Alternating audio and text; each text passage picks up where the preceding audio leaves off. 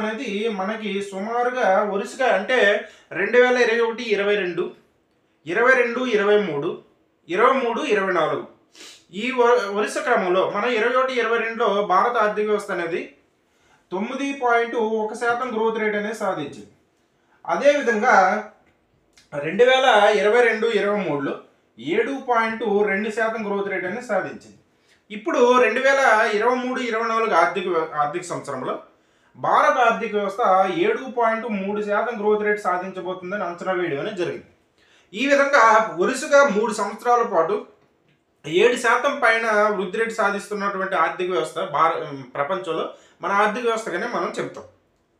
ఆ విధంగా భారతదేశం యొక్క ఆర్థిక వ్యవస్థ వృద్ధి రేటు కానీ మనము 2024 ఆర్థిక వ్యవస్థ అంటే ఫైనాన్షియల్ ఇయర్ 24 కానీ మనం చూసుకున్నట్టుగైతే అంటే ఆర్థిక సంవత్సరం 2023, 24 మధ్యలో